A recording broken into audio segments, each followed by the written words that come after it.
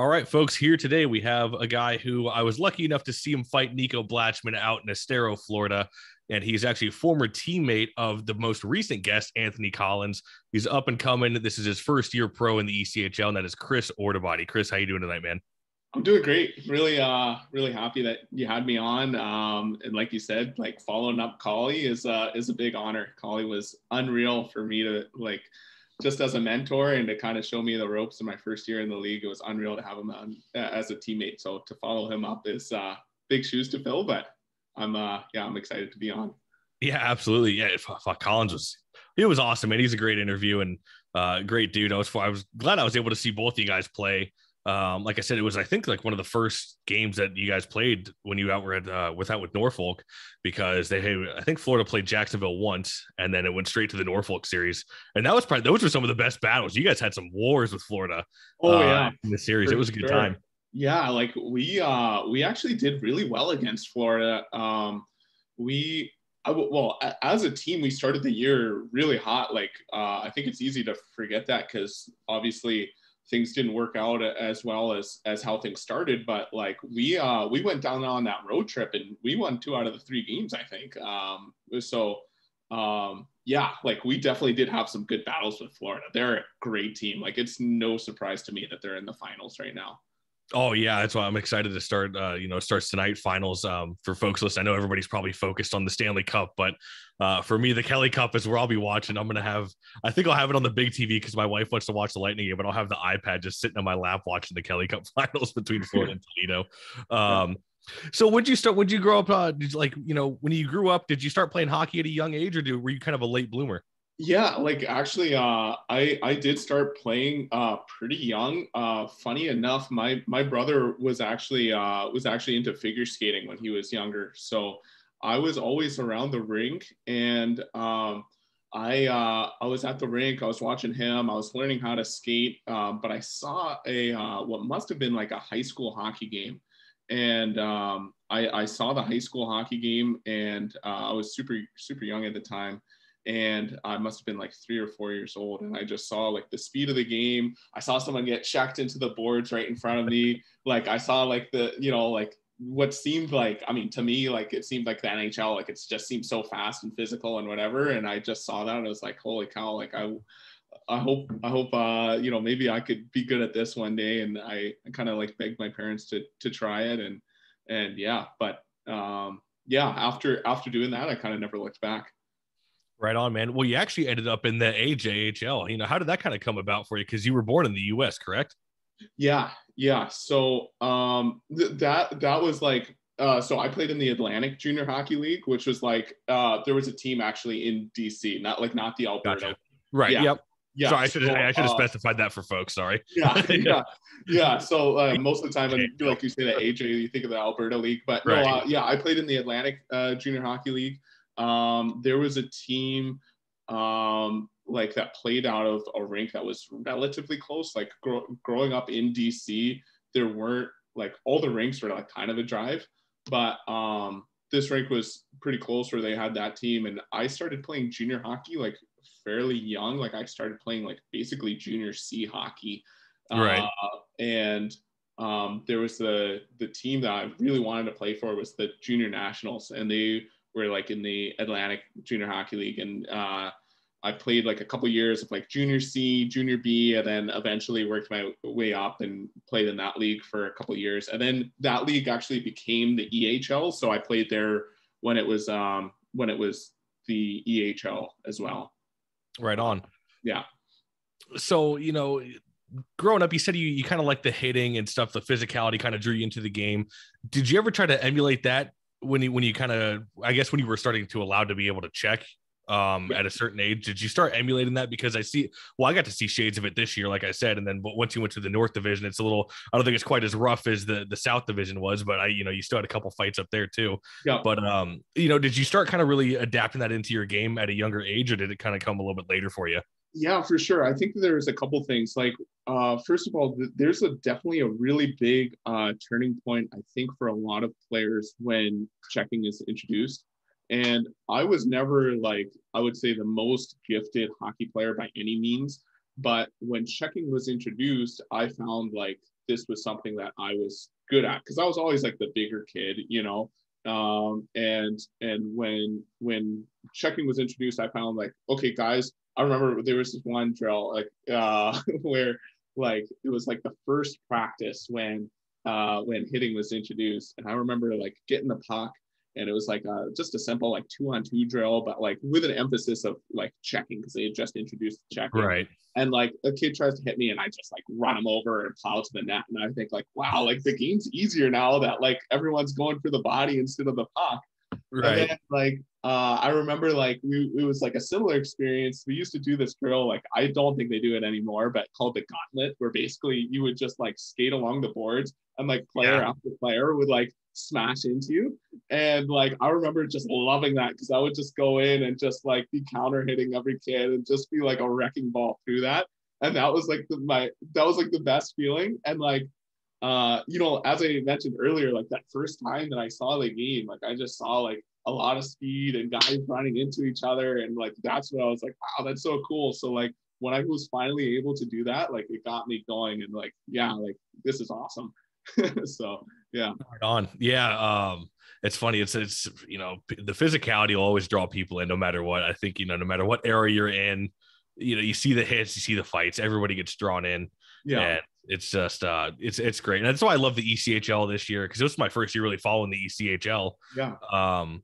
And you know, it was a little bit more physical. I grew up with minor pro hockey. You know, the Mallards, you see me wearing the Mallard jersey. That's what I grew up watching, was them. Yeah. And that's what always kind of drew me in. I still remember like I'm not even kidding. The very first video I ever looked up on YouTube was like a hockey fight video, and it had some metal music, and the first fight was like Tasker versus Sen going at it at center ice, and it's just like that's like the first YouTube video I ever looked up when I was younger.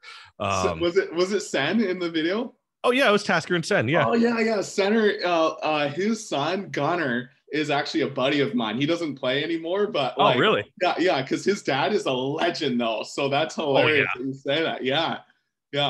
I interviewed Ken Tasker, oh man, probably like a year and a half ago, and like the backstory leading up to that fight is tremendous. It's on, I think it's on my YouTube channel somewhere. Yeah. It's in the archives now. Everybody's all focused on the fight videos I post now, but I do have like certain clips of like from interviews and like the backgrounds on fights and stuff, so that's on there. But oh yeah, just legendary. I mean, it's up there. It's got to be one of the best hockey fights of all time, if not the best one.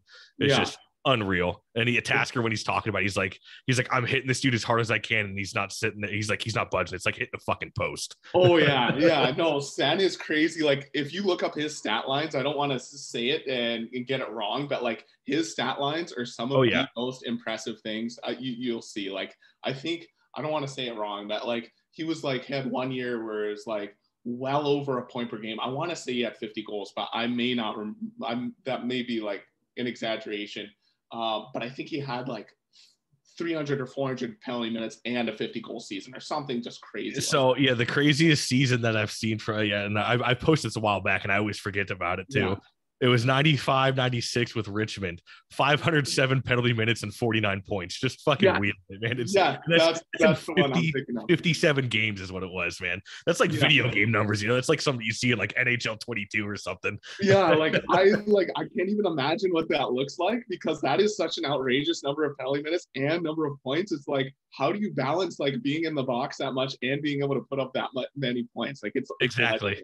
Yeah. Oh, 100%. Yeah. Now it's like, I was even surprised to see 200 PIMs this year with, I think it was Robideau who had it out with Kansas City. Yeah. I was surprised to even see 200 PIMs, because it's just not heard of in hockey anymore, especially with the ECHL's 10 fight limit. Yeah. But you know, those Sen numbers are nuts, man. So what, you actually ended up playing college hockey though, and you went to university. How was that for you? That was an interesting experience. Like my college career definitely well, first of all, I feel like as a player, like I'm definitely someone that took longer to develop than maybe most, but also like, I feel like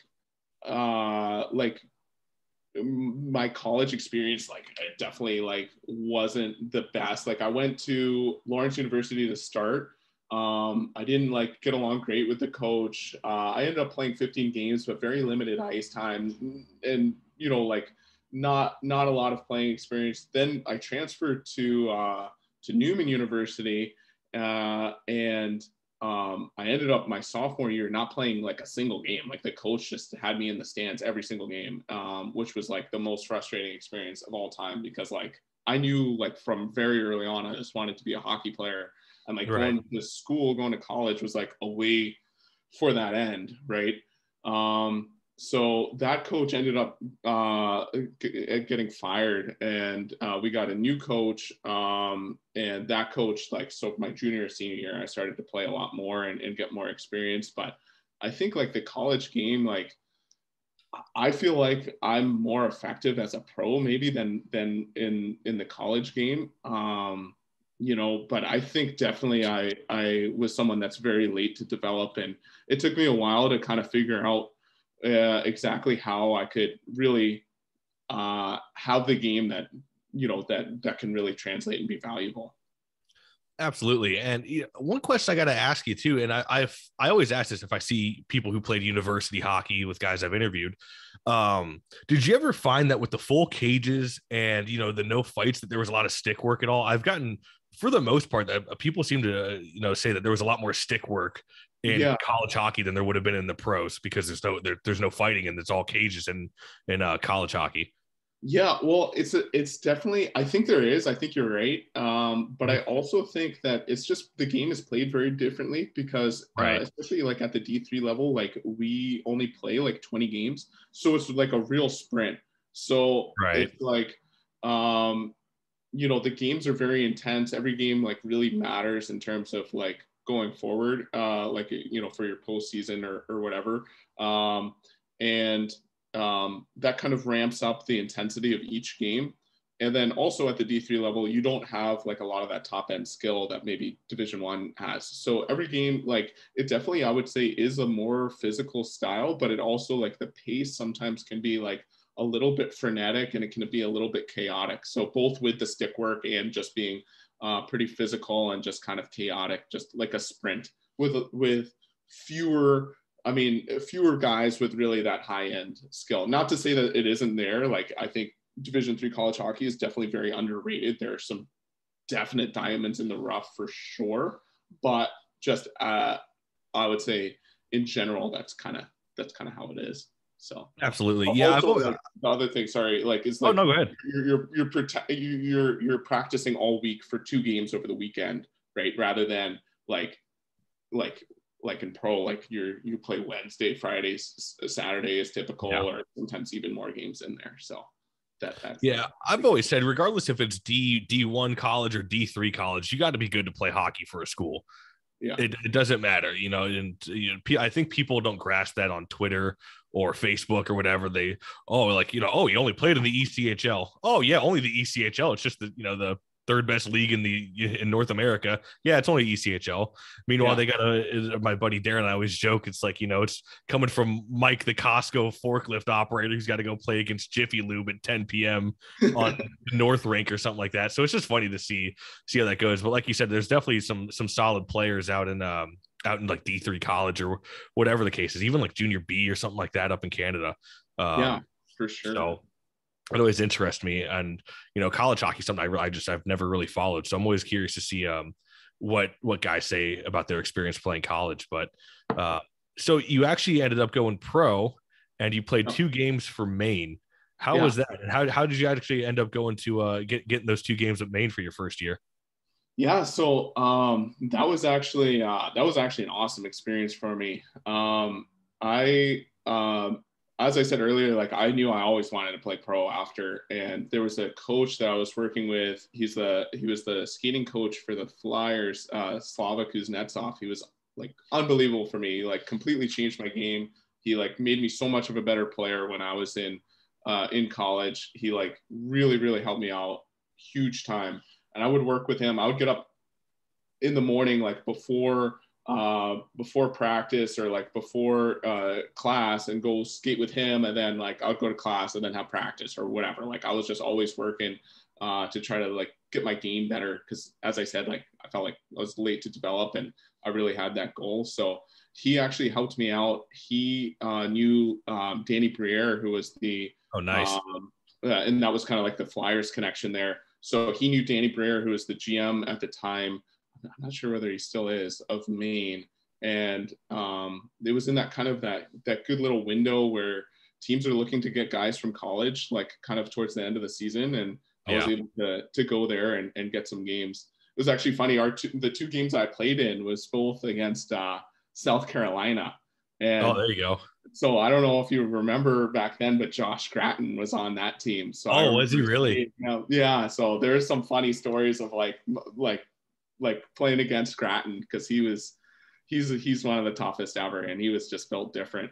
Oh, so, God, yeah. Like, you're not going to South Carolina has had some toughness on their teams, because they signed Gratton when Gratton was kind of, winding down his career. Then they signed Gillies when Gillies was, and Gillies is one of the best. I'm a huge Trevor Gillies fan. Oh, yeah. Yeah, me too. Unreal. But it was funny playing against Gratton, because our team was like kind of like a little bit I don't want to throw us under the bus, but we didn't have anyone like Josh Gratton. Like, you guys about to say there's no one taking on Josh Gratton. Yeah. So, but we were a team that like we would like chirp from the bench like all game long, but Gratton would do this thing. It was legendary. It was unbelievable. He would skate like his hip literally right against our boards, and he would turn as he was going to the bench, like like after a whistle on a line change, hip literally right against our bench, and he would make eye contact with each one of the guys on our bench and look at us and just smirk. And our bench, like our mouths were just quiet because no one wanted to go home.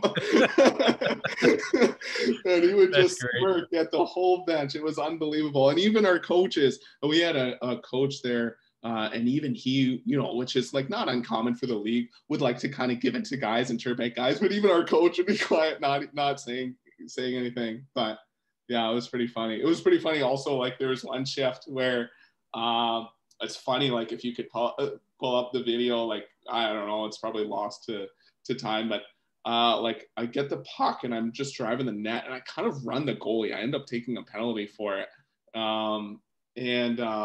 And if you see, like I knew Gratton was on the ice. So if you see like my hands come up, my stick is like this because I'm ready just to get like to be jumped on. And I'm thinking like, here we go. Like, this is going to be my first one. But I look up and it's a delayed penalty. And somehow the puck is on Gratton's stick and he's skating down the other way. And I was just like, kind of dodged a bullet on that one. Thank God. Yeah. So that was kind of funny. So, yeah. Oh yeah, I gotta love Josh Gratton. That's that's fucking great. Yeah. So yeah, but well, I'll ask you this because I people don't realize how much of a deterrent that could be on the ice. But like you said, when Josh Gratton came around, do you guys kind of got a little quiet on the bench because you don't want to rile that up? And it's I've heard of coaches when I interview guys and they talk about like, hey, like so-and-so, let's say, for example, they got Tony Twist out there. Don't do anything to fucking piss him off. Like, just don't do it. So that's still effective in hockey today, would you say? Yeah, for sure. And that's something that, as I've kind of matured and kind of figured out what my role is going to be and also gotten better at that component of the game, like that's something, where I feel like maybe I don't have the respect that someone like Josh Gratton or Tony Twist does, but like people like maybe like, like, okay, like Ordo, like he, he's pretty tough, like he'll go, like whatever.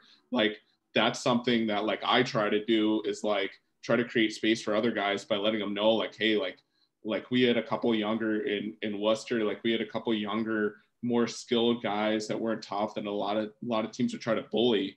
And like when I was in, because I was kind of in and out of the lineup, when I was in the lineup, I would make it very clear like, hey, like that's not going to happen tonight, or otherwise you're going to have to, answer the bell.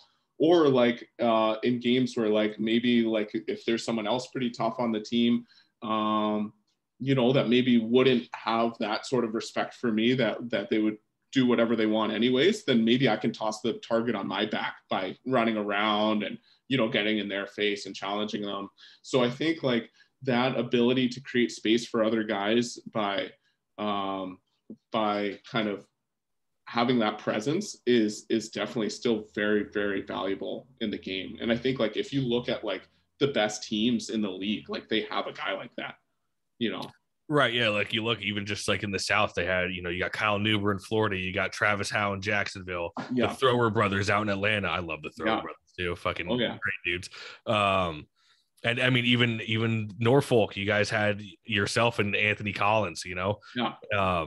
Which we'll get to Norfolk in a second because I got to ask you about a couple of guys there, of course. Yeah. But so you were, you kind of talking about how it's kind of a deterrent and maybe taking a target off your teammates' back and stuff. But do you feel that the 10 fight rule kind of hinders that a little bit once you get to a certain point? Yeah, like I think like actually like what Collie said was really, really spot on in the last interview that you did with him. I think that it's I think it's a problem for a couple of reasons. I think all the reasons that he touched on were right there. But if you're getting close to that limit, like you then have to think, instead of just being able to react, like if someone does something dumb, like you have to like make a decision, like, is this worth me getting fined and suspended or not, rather than just being able to play and react, right? So that's a problem. I think also like maybe you guys would take advantage of some other guys if like this guy's approaching his limit, right? Like he may not go me, so that like right. So then that whole part of that deterrent it goes down a little bit. And then the last side of it is like, at the end of the day, this is an entertainment business, and like there are a lot of casual hockey fans that love the game because they love the fighting. So if you limit that, like I don't think that we're really out of risk of getting to the point where the league is just filled with goons, because right, the teams are using this as to develop prospects, and that's just not how the game is anymore. So I don't really think that's realistic. So I do think that it's an unnecessary rule, and that it makes the job for guys like me a lot harder, and penalizes guys like me unnecessarily, and is just probably not great for the sport and for the league. Also, I think Holly made this point too. Like, we pride ourselves on kind of basing ourselves after the NHL and the AHL, after the NHL and being that system, and they don't have that rule in the NHL. So it's like, why should we have it? And my thing is too, it's like, I get what the like. So I'm not oblivious to the league wanting to implement the rule. I get it, because it's all visual, and with head injuries and stuff, that everybody knows the risk now. Though that's my thing. Yeah. It was like the same thing with the military. I joined the military. I knew the risk going in. Thankfully, nothing ever happened, but it was the same concept. But it's like the I think it was Nick Delorier or the one dude, Jeanneret. I can't remember. I don't watch the NHL too much, but the guy from Nashville, the league leader in the NHL, I want to say it was like 13 or 14 fights. So it's not like it's an epidemic where you're getting like the Paul Laws back in the day getting 30 something fights, or this isn't like the LNH or nothing. So it's like, it's almost in there, but it doesn't really need to be in there, because I don't even unless you get like the one-off guys like the Robideaus or like the Blachmans, where they'll just go anybody. I mean, then you might get the 20 fights, but I still don't even 20 fights in a 72 game season really isn't that much. Isn't crazy. And at the end of the day, like, we are in control. Like, we decide when we want to go or not. Like, it's very rare that we get jumped. Like, that doesn't really happen. I think the only argument for for that rule is that I could see how they would want to avoid having one heavy on one team and one heavy on another team, and all that they do is like off of the draw, they go each other for pure entertainment value and for nothing else, and just for the sake of, like a stage fight that's just for the sake of fighting. I don't think that's realistic to happen these days anymore. I don't think that there's too many guys like that out there. No, you get the one off, like, but we had like, the Travis Howe and the Kyle Neuber fight. Yeah, you're setting the tone. I get it, but it wasn't like it was out of control. They only fought 4 times this year. Yes, they only had 4 fights together, so it's not like it was that crazy. And I think it was Sean Allen and Darian Scao out there in the West. I think they win a couple times this year. I could be wrong, but it's, like I said, it's not like it's out of control. So it's almost like it's just unnecessary to me. It doesn't need to be there, because even at the time, when the rule was implemented, and I forget I was looking into it, but it wasn't like anything crazy what the league leader had, but everything's already been cut off at junior.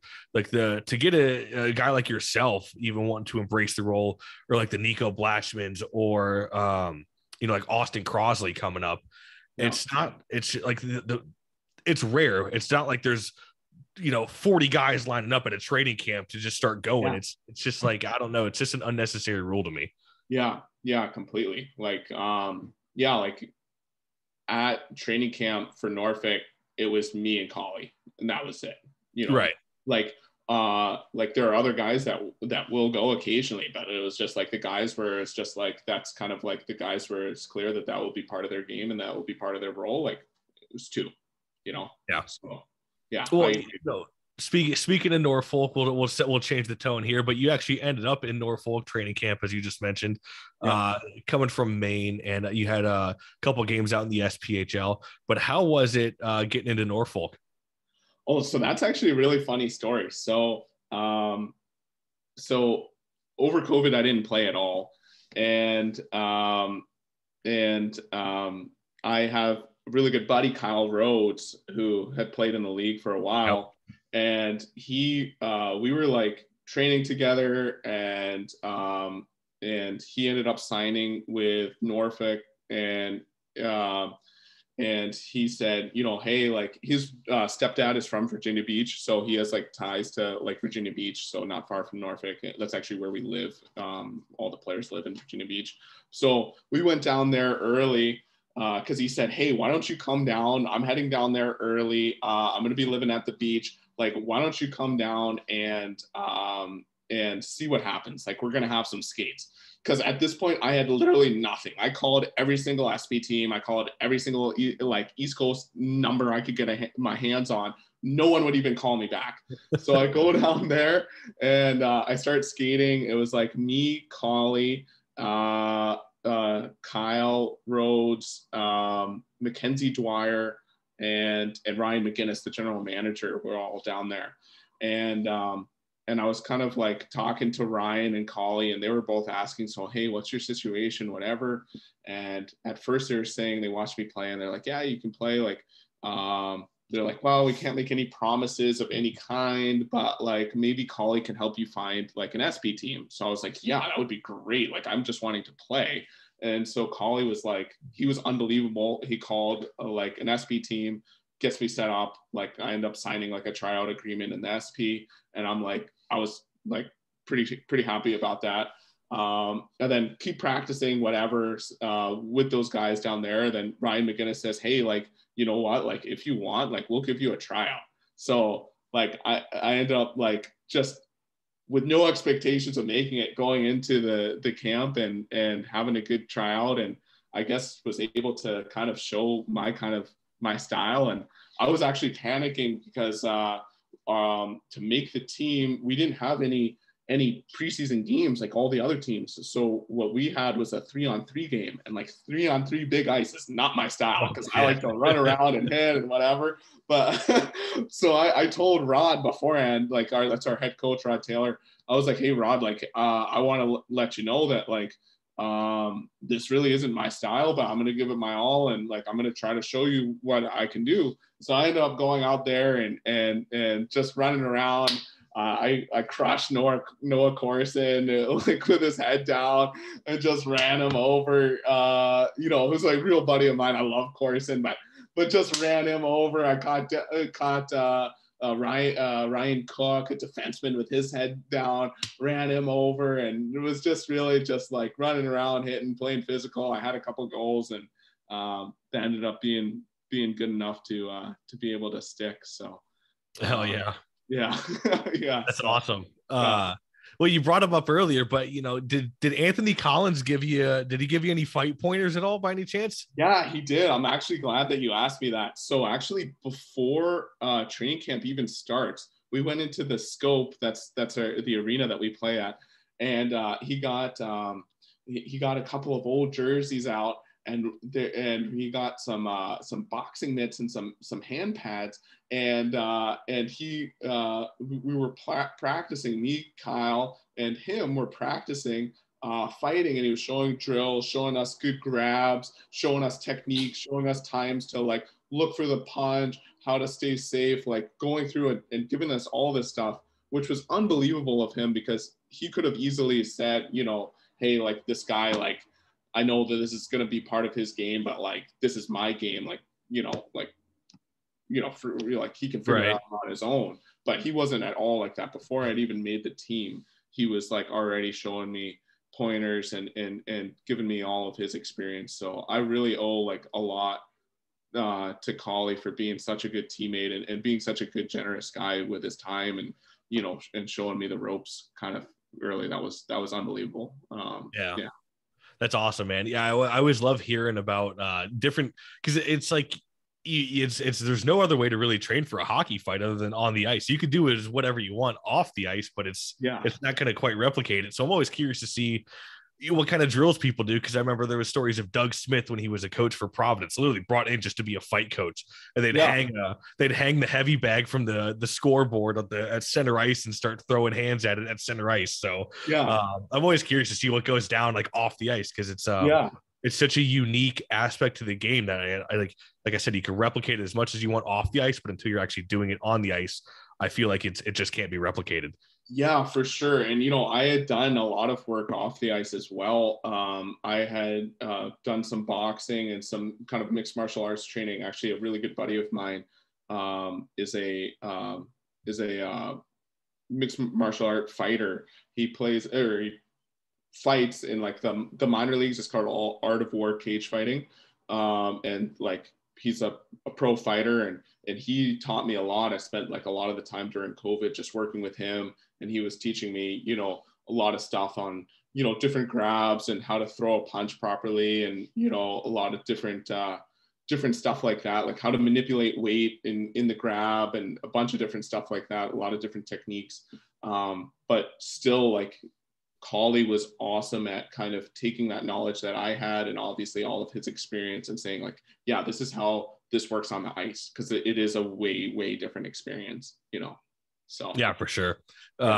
Well, you also brought him up too, and I got to ask you about him. An absolute fucking pest on the ice, and I love every second of it. And you already know who I'm talking about, but I always bring up the story because it was my wife and I's first Everblades game, and she's like, I hate this fucking Coruscant guy. He's just running around doing whatever, and I'm over here, I'm loving it because I'm just here to see some good hockey. Obviously cheer for the Everblades, but at the end of the day, I just love good emotional hockey, and Noah Corson can surely stir the pot for sure. But what was it like playing with him? Oh, it was awesome, because Corson, first of all, like, he's a pest on the ice, but he is one of the best guys ever off the ice. Like, he is a great buddy, and was an awesome teammate to have. He's definitely a loose cannon, like in all situations. Like, he's a little bit of a loose cannon, and he wouldn't mind me saying that. But yeah, he was an awesome guy. And one thing that I really respected about him on the ice was he would stand up to anyone, and he would fight anyone. Like, he didn't expect me or Collie to fight his battles for him at all. Like, I think, I don't know if you remember, but I think it was, I think it was like maybe the first or the second game in that Florida series against. I know exactly what you're talking about when Kearley laid that hit. That was one of the biggest, hit Cody Milan, and it was a massive hit. And Milan was actually out for at least a month with a pretty bad concussion.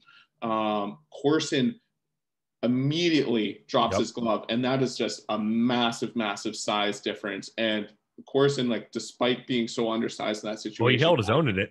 Really very much so held his own. So, I mean, that's just the kind of guy he is. He's fearless.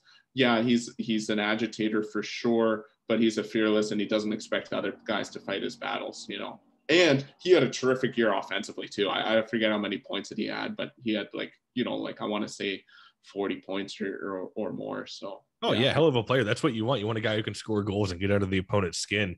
I remember I brought the father-in-law to that game. And we were ripping beers in the parking lot before that game, so we were just amped. And you know, see, that hit was one of the biggest hits I've seen in open ice probably in the past 10 years. It was insane. And Yes. sure as shit, like you said, Corson went right after Kearley, and he definitely held his own. Kearley came in early, but then Corson just hung right in there and just gave him some too. And it was I would call the fight probably a draw. And to come out with a draw out of that fight with such a big size advantage is huge. So I know my wife might not be, but I'm a huge Noah Corson fan. Yeah, for sure. It's hard not to be. And I think all the fans of Norfolk were absolutely like the biggest Corson fans ever, because how could you not be? Like, I get it if you're the opposing team fan, but if he's on your home team, I think you can't help but love him. So that's exactly it. He's like, oh, I hate him, but I wish he was on my team. Exactly. Yeah. Well, you know, speaking of that game with Kearley and Corson going at it, you actually went with NIco Blachman that same game. Yeah. And so that was your first career pro fight, correct? Yeah, that was. Yeah. Yeah. So how was it? What was the build up to that? Yeah, so I think Blachman for sure is probably like up there with Corson and about being a good agitator. Like, he was under all of our skins. And I think you even posted it like in warmups, like he was just always patrolling the red line.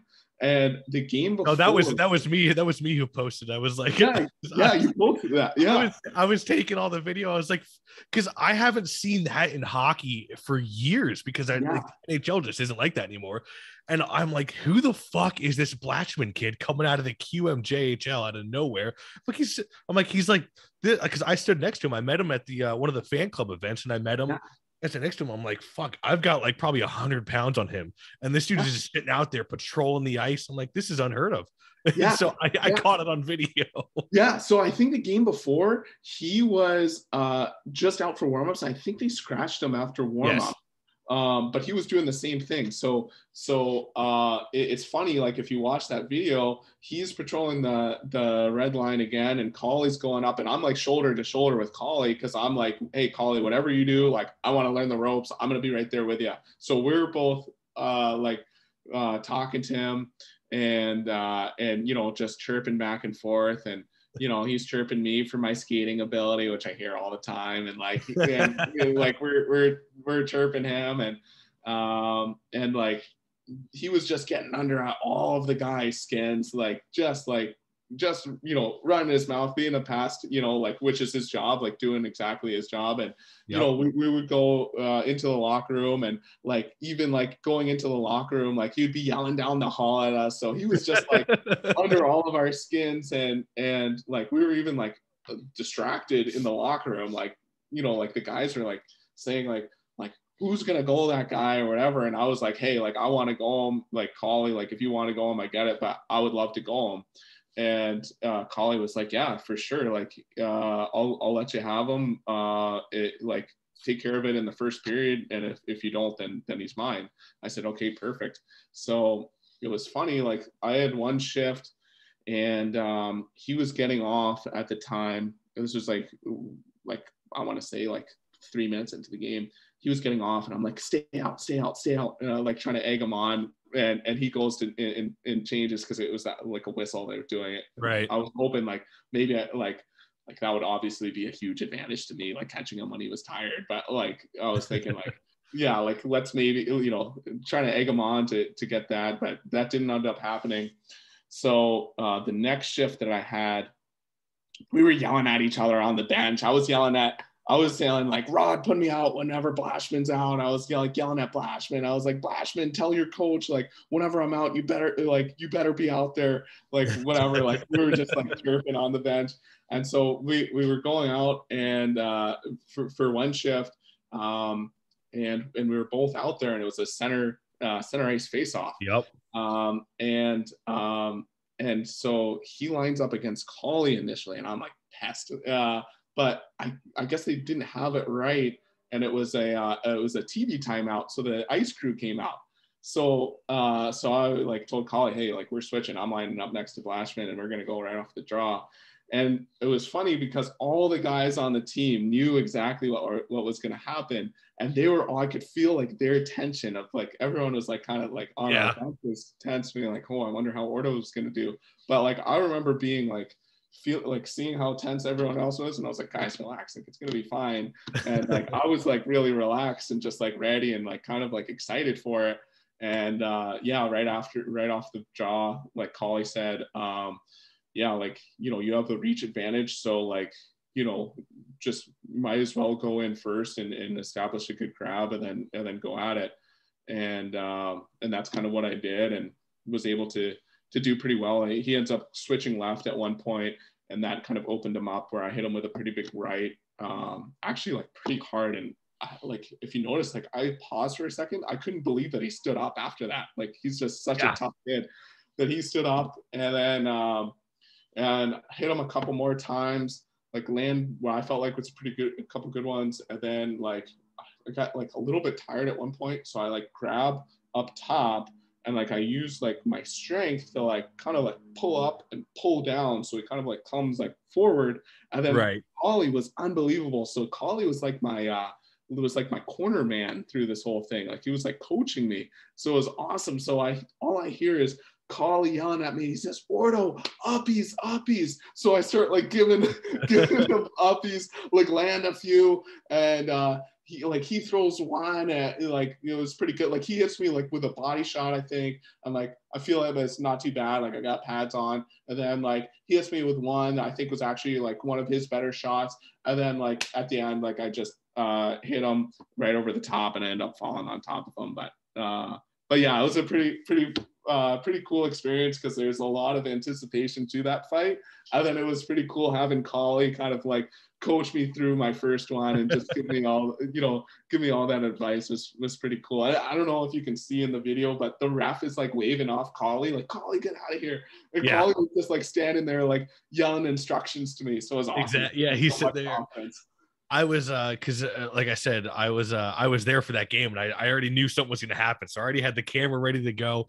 I think I was the first one to post it, and then I posted the broadcast later. That's what actually, it was because of that fight is what got me to start doing the fight videos for the ECHL, because I was like, I took the video, I was like, oh man, well, I wonder if it's on the broadcast, because I was new to Flow Sports or whatever. It's like, oh yeah, I could clip it and just put it on there, and so I started doing that. But yeah, like the build up to that, I would look over at my father-in-law. I'm like, watch him. I said, Blachman's fucking going. This guy, because I had no clue who you were. This is like, all I knew on the team was pretty much Kyle Neuber and NIco Blachman is all I knew, because I was just looking for the PIM totals, and I'd known about NIco in preseason. And fucking A, man, you buckled him for a second, and he said it too. He's like, because when I interviewed him after that.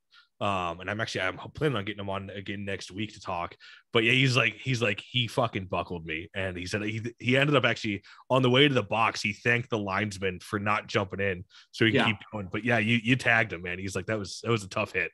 Yeah, I definitely got him good there. But I was really impressed that he was able to like stand up and really hold his own and do pretty good after that. Because I definitely tagged him pretty hard there for sure. Yeah, I think he really like after like probably like the first 3 or 4 fights he had is when he really started finding his stride. I think because that was the balls on this kid too to go out and do this. It's like because he's taking on like Travis Howe and this is Howe and Neuber for sure. These are fucking killers, and so I'm like, this is nuts, man. And finally, like he started, and I think he had a pretty good fight against the one of the Leonard bros. I can't remember which one it was. I think it was maybe Sean. Yeah, I think it was, and that's when he punched Coruscant because Coruscant was getting in and beaking him, and he ended up punching Coruscant. But fucking way she goes sometimes.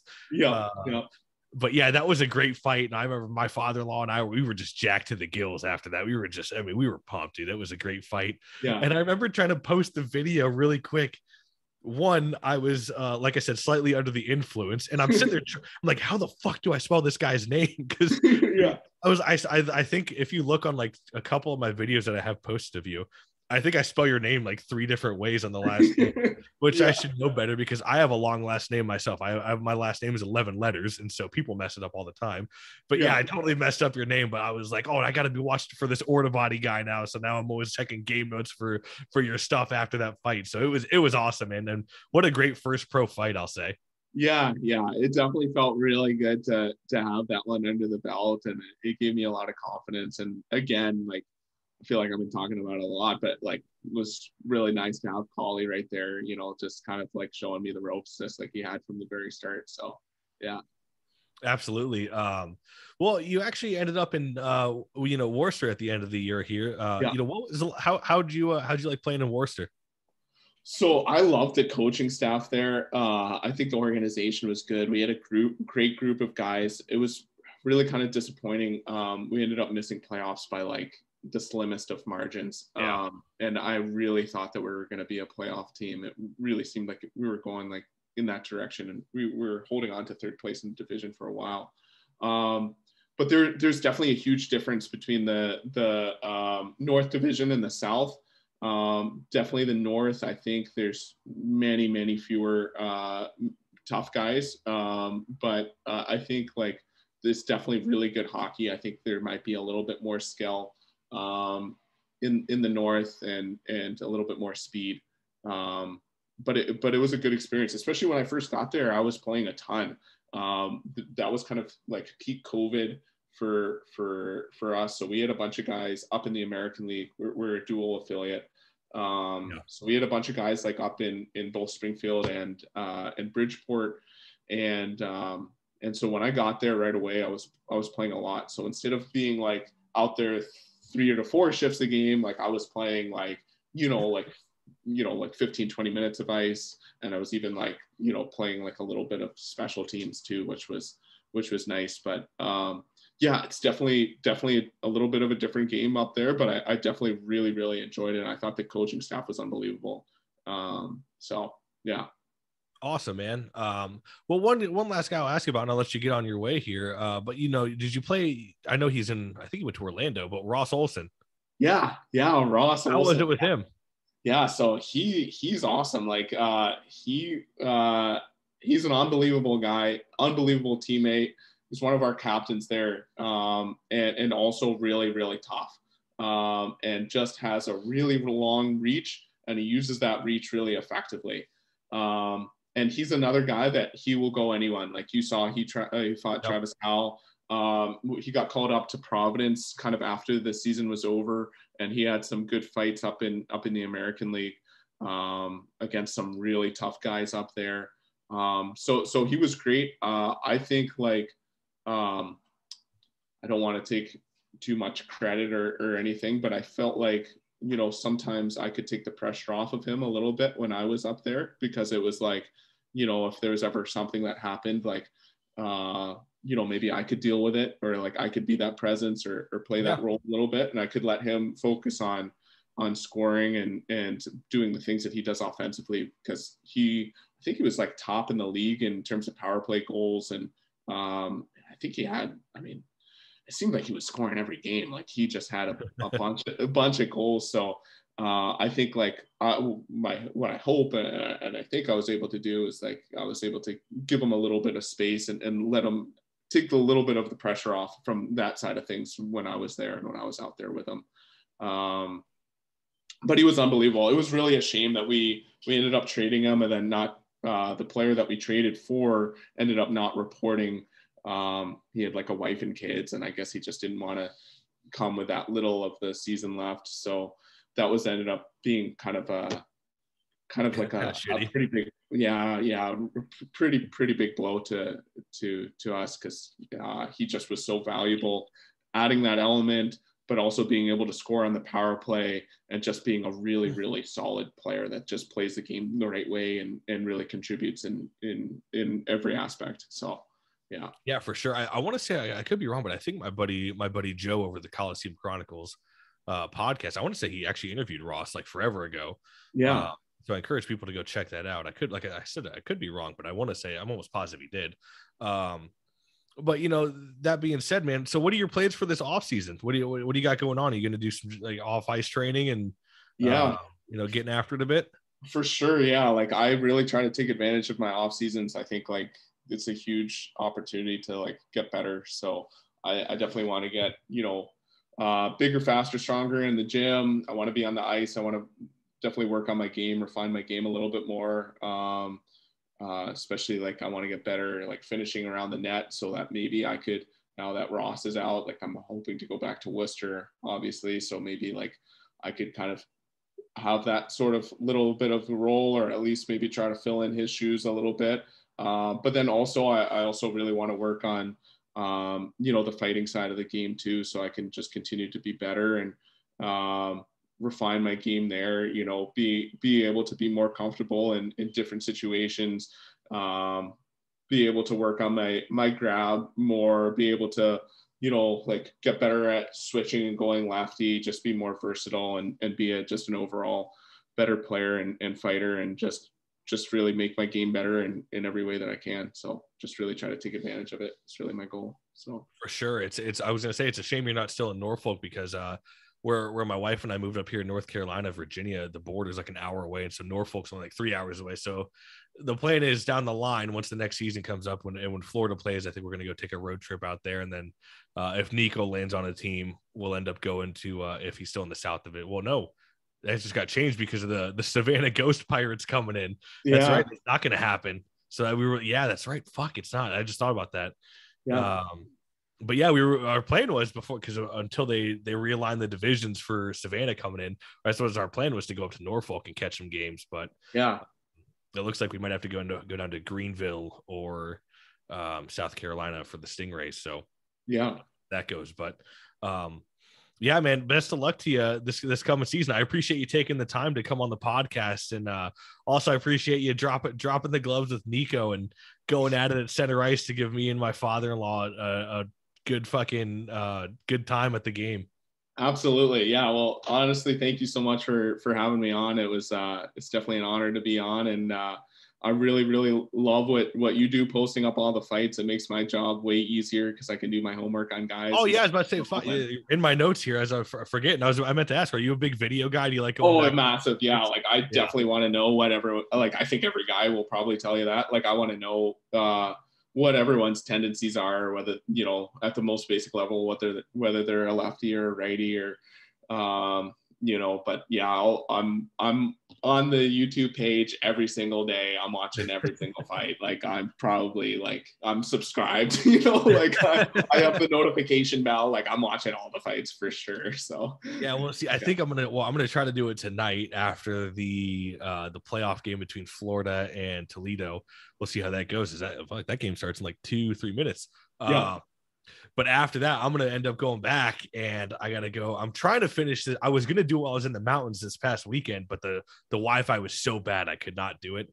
I'm doing I think you probably saw the sneak preview, but like the best of the ECHL this year.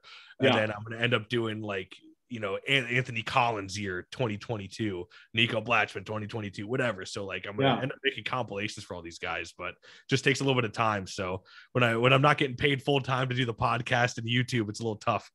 Oh, for sure. Yeah. But honestly, like all that you do, like it must be incredibly time consuming, but like all the guys in the league, like we really appreciate it, and we all watch it, and we all look at it every day. So it's awesome. Yeah, hopefully if I get a good ECHL one up, you guys can just watch it in the bus and get pumped for the game or some shit. Who knows?